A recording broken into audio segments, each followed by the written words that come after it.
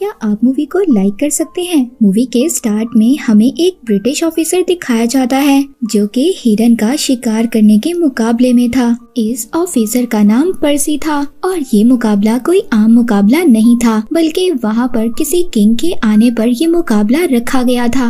अब पर्सी ने उस हिरन का शिकार कर लिया था और वो मुकाबला जीत जाता है। इस मुकाबले के बाद बहुत बड़ी पार्टी होने वाली थी। वहाँ पर पर्सी को भी इनवाइट किया जाता है। उसको ऐसा लग रहा था कि जब वो इस पार्टी में जाएगा तो उसको ये मुकाबला जीतने पर बहुत सारा इनाम मिलेगा, जिससे वो अपनी फैमिली को सपोर्ट कर सकेगा। पर्सी की फैमिली में उसकी वाइफ और उसका एक बेटा था। जब रात को पर्सी उस पार्टी में जाता है तो हर कोई उसको अवॉइड कर रहा था। कोई भी पर्सी पर ध्यान नहीं देता। ये बात पर्सी को बहुत ज्यादा बुरी लगती है। फिर एक साल बाद पर्सी को रॉयल ज्योग्राफिकल सोसाइटी में लंदन भेजा जाता है। ये एक ऐसी सोसाइटी थी जो ज्योग्राफी पर रिसर्च करती थी। पर्सी जब वहाँ पर पहुँचता है तो वहाँ की ऑफिसर्स उसको बताते हैं 2 कंट्रीज के दरमियान बहुत बड़ी वॉर होने वाली है और उन 2 कंट्रीज के दरमियान अमेज़न का घना जंगल है और यहाँ पर इन दोनों कंट्रीज की कोई भी स्टेट बाउंड्रीज नहीं है। इसी मामले को सॉल्व करने के लिए ब्रिटिश गवर्नमेंट ने हमें वहाँ पर बुलाया है। वहाँ के ऑफिसर्स पर्सी को बताते हैं कि अमेज़न का जंगल बहुत ज्यादा खतरनाक है और वहाँ पर जाना इतना आसान काम नहीं है।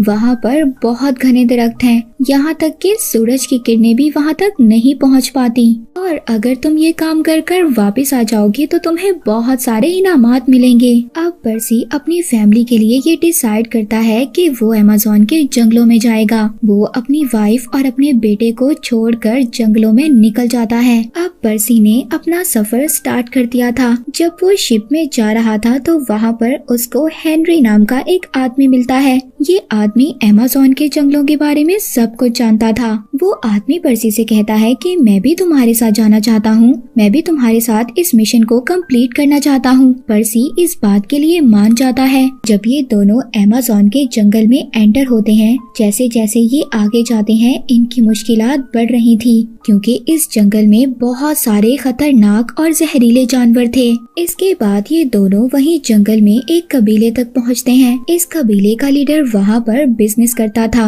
इसके वहाँ पर रबड़ के प्लांट्स थे और इस कबीले के लीडर ने सब लोगों को अपना गुलाम बनाया हुआ था। पर्सी वहाँ पर उसको अपने आने का मकसद बताता है। पर्सी उस लीडर को बताता है कि मैं अपना मिशन कंप्लीट करना चाहता हूँ और मैं तुम्हारे से मदद चाहता हूँ। तुम मुझे एक आदमी दो जो मुझे गाइड कर सके और मुझे कुछ सामान की भी जरूरत है। अब वो लीडर पर्सी को अपने कुछ आदमी, एक बोट और 2 घोड़े देता है और साथ ही साथ कुछ खाने का सामान भी। अब ये लोग एक दरिया को पार करते हैं, मगर दरिया का सफर इतना आसान नहीं था।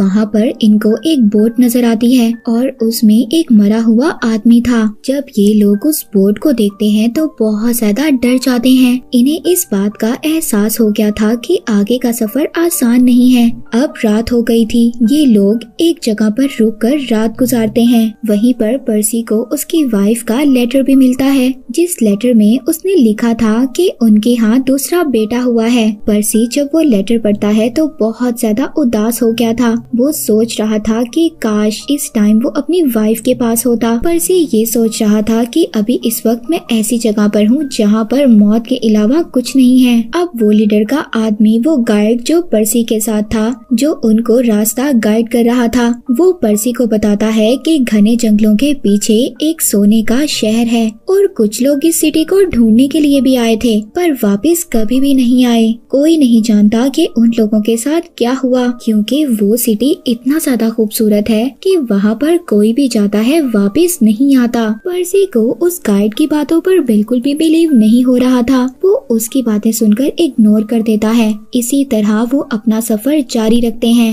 अब उन लोगों के पास खाने का सामान भी खत्म हो रहा था। एक साथी की हालत तो बहुत ज्यादा खराब हो गई थी और जो बाकी साथी थे, जो बचा हुआ खाना था उसके पीछे लड़ रहे थे। कुछ देर के बाद ये लोग अपनी मंजिल तक पहुंच गए थे। हेनरी वहां पर पहुंचकर बहुत ज्यादा खुश था क्योंकि इनसे पहले यहाँ तक कोई भी नहीं पहुंच पाया था। उन लोगों के साथ ये होता था, या तो कबीले के लोग उनको मार देते थे या फिर वो लोग जानवरों का शिकार हो जाते थे। पर्सी वहाँ पहुंचकर अपना मिशन कंप्लीट करता है। वो सब एरिया की मेजरमेंट लेता है। जब वो ये सब कुछ कर रहा था तो वहाँ पर उसको कुछ स्टैचूज नजर आते हैं और वहाँ पर उसको कुछ बर्तन भी मिलते हैं जो कि स्टोन से बने हुए थे।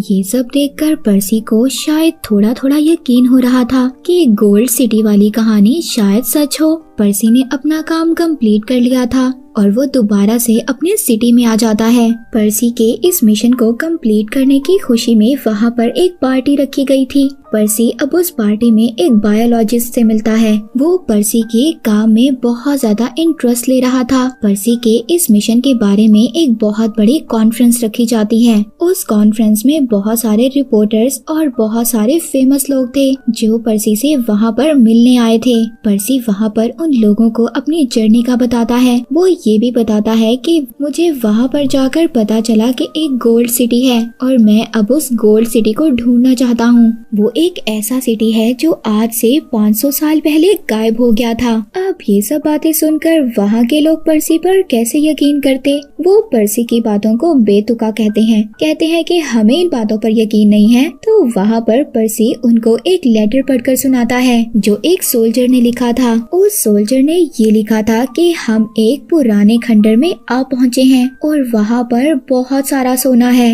और वहाँ पर बहुत सारे टेम्पल्स हैं। ये लेटर पर्सी की वाइफ को एक पुरानी लाइब्रेरी से मिला था और ये लेटर एक सच्चा लेटर था। इसी लेटर को पढ़कर पर्सी ने ये डिसाइड किया था कि वो इस गोल्ड सिटी को ढूंढ कर रहेगा। वो उस खोए हुए शहर को द लॉस्ट सिटी ऑफ जी का नाम देता है।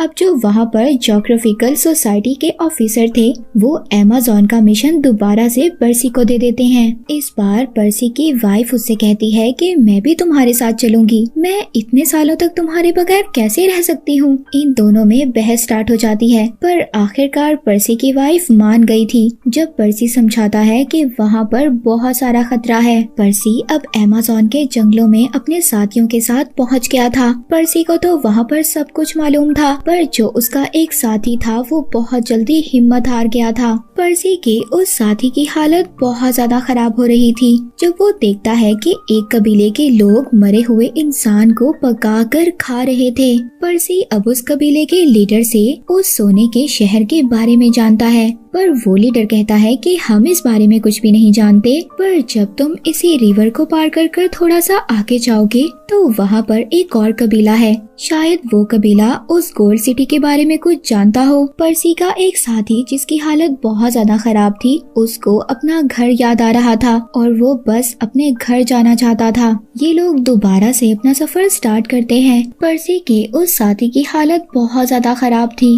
उसकी टांग पर भी चोट लग जाती है। वो पर्सी से रो रो कर यही कह रहा था कि मैं यहाँ पर मर जाऊंगा। पर्सी को उस पर बहुत ज्यादा गुस्सा आ रहा था। पर्सी उसको अपना एक घोड़ा और कुछ खाने का सामान देकर वापस भेज देता है। इसी तरह बहुत दिन गुजर जाते हैं। अब पर्सी के पास भी खाने का सामान कम पड़ रहा था। फिर आखिरकार वो एक जगह पर पहुँचते हैं जहाँ पर पर्सी को बहुत सारी अजीब चीजें नजर आती हैं, मगर आसपास कुछ भी नहीं था और आगे जाने का रास्ता भी बंद था। पर्सी और उसका साथी बहुत ज्यादा दुखी हो जाते हैं। पर्सी ये सोच रहा था कि इतना ज्यादा आगे आने के बाद मैं ऐसे ही खाली हाथ लौट रहा हूँ। ये बात उसको बहुत ज्यादा दुखी कर देती है, पर अब वो वापस अपने सिटी में आ गया था। पर्सी वापस से अपनी फैमिली के पास आकर बहुत ज्यादा खुश होता है। दोबारा से पर्सी को ज्योग्राफिकल सोसाइटी में बुलाया जाता है। वहाँ पर वही साथी जो वापस आने की जिद कर रहा था वो वहाँ पर मीटिंग में कहता है कि पर्सी ने मुझे ऐसे ही बगैर खाने के जंगल में मरने के लिए छोड़ दिया था। वो पर्सी से माफी मांगने का कहता है और कहता है पर्सी मेरे दोस्त तुम मान जाओ, वहाँ पर कोई भी गोल्ड का सिटी नहीं है। पर पर्सी वहाँ पर माफी नहीं मांगता। वो उस सोसाइटी को रिजाइन दे देता है और दोबारा से आर्मी ज्वाइन कर लेता है। अब जब पर्सी ने आर्मी को ज्वाइन कर लिया था तो साथ ही वॉर छिड़ जाती है। उसी वॉर के दौरान पर्सी एक लेडी से मिलता है जो फ्यूचर बताती थी। वो लेडी बताती है कि तुम किसी चीज को ढूंढना चाहते हो और तुम जानते हो तुम अपनी मंजिल के बहुत ज्यादा करीब हो। अगर तुमने ऐसे ही अपनी तलाश को जारी रखा तो वो चीज तुम्हें जरूर मिलेगी। अब पर्सी को दोबारा से उस लॉस्ट सिटी को ढूंढने का जुनून पैदा होता है, पर उसी वॉर के दौरान एक जहरीली गैस से पर्सी ब्लाइंड हो जाता है और आर्मी वाले भी अब पर्सी को बहुत बड़ा प्रमोशन देते हैं। पर्सी की वाइफ उसका बहुत ज्यादा ख्याल रखती है और पर्सी भी ठीक हो गया था। जो पर्सी का बेटा था, जो हमेशा उससे इस बात पर नाराज रहा करता था कि उसके फादर ने अपनी फैमिली का कभी भी ख्याल नहीं रखा, उनको हमेशा अकेला छोड़ दिया अपने काम की वजह से। पर अब वो भी अपने फादर की हालत को देखकर उनसे माफी मांगता है और दोनों के दरमियान में सब कुछ ठीक हो जाता है। पर्सी आर्मी से रिटायरमेंट लेकर कंट्री साइड पर अपनी फैमिली के साथ रहने लगा था। पर्सी की इस बात ने कि